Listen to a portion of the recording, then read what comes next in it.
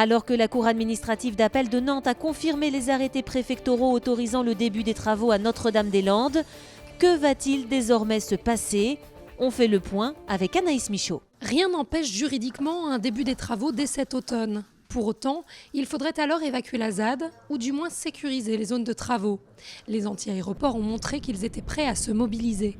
De son côté, Manuel Valls a réaffirmé ce mardi à l'Assemblée nationale la détermination de l'État. Le peuple a parlé, la justice aussi, l'État de droit également. Donc tout simplement la démocratie, et désormais chacun doit respecter ce choix. L'État va donc poursuivre ses préparatifs de reprise des travaux afin que ceux-ci interviennent dès que possible. Seule ombre au tableau, la Commission européenne a envoyé à la France une mise en demeure pour non prise en compte des conséquences environnementales des infrastructures qui devront être construites pour la desserte de l'aéroport. La France s'est engagée à y répondre par la révision du schéma de cohérence territoriale Nantes-Saint-Nazaire, qui ne sera pas adopté avant janvier 2017. Dans le même temps, la déclaration d'utilité publique arrive à échéance en février 2018, et si rien n'a été entrepris d'ici là, certaines expropriations risquent d'être invalidées et c'est tout le dossier qui repartira de zéro. Les policiers municipaux de Nantes seront mieux équipés, meilleurs gilets pare-balles, caméras piétons mais aussi flashball.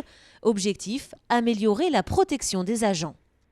Ce n'est pas un usage individuel ni de port apparent, mais c'est dans la situation extrême, où les agents seraient encerclés dans une situation avec des gens armés de couteaux, par exemple, ou autre, eh bien cette possibilité d'utiliser, dans le cadre strict de la légitime défense, du flashball. Mais il y aura obligatoirement une formation technique très poussée sur l'utilisation de ce flashball.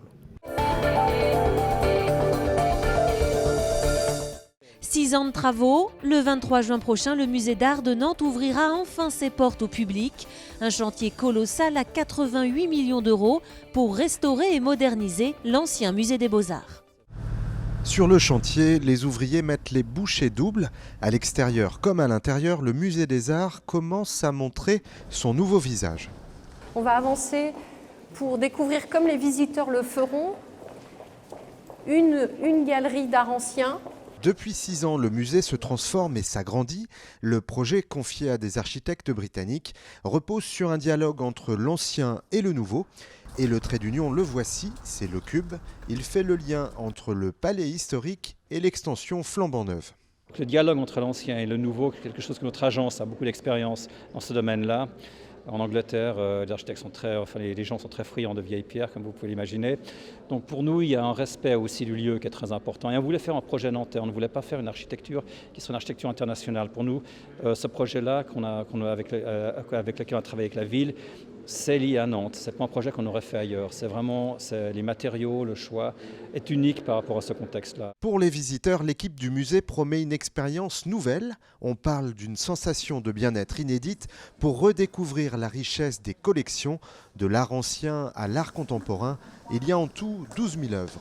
Nous ne savons pas encore exactement ce que c'est qu'un musée du XXIe siècle. Ce qui est certain, c'est que c'est un musée qui fait dialoguer l'art d'aujourd'hui et l'art d'hier et qui s'ouvre le plus largement possible au public avec des moyens parfois un petit peu différents. Un peu moins un musée de l'éducation et un peu plus un musée de l'expérience. Encore quelques mois de patience avant de pouvoir appréhender ce musée du XXIe siècle. Il ouvre ses portes le 23 juin.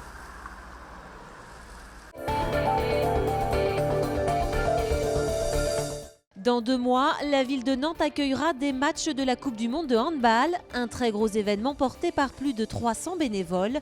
Ils se sont réunis il y a quelques jours pour préciser leur mission et peaufiner l'organisation. 314 bénévoles ont été recrutés il y a déjà 1 an pour veiller au bon déroulement des compétitions organisées à Nantes. Cet après-midi-là, presque tous se sont déplacés à la Trocardière pour faire un premier point sur les missions qui les attendent. Monter le sol, accueillir les spectateurs, tenir la buvette, les tâches sont variées. Sans bénévoles, pas de mondial possible.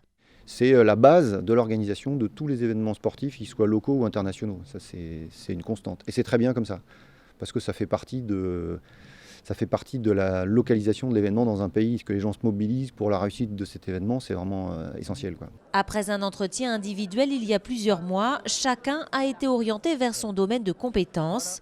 Les tâches sont désormais plus précises. On ouvre généralement 1h30 avant le début du match. Et là, on fait rentrer 10 000 personnes. Et après, on les fait ressortir et on en fait rentrer d'autres. Si la majorité des bénévoles a déjà encadré une compétition, pour d'autres, ce sera une première, un saut dans l'inconnu et beaucoup d'envie. Je sais maintenant dans quel département je suis à l'animation, présentation des rencontres. Après, effectivement, c'est une grande machine de guerre qui va se mettre en place pendant la compétition sur Nantes.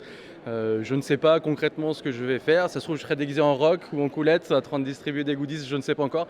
Mais en tout cas, ça sera une super expérience.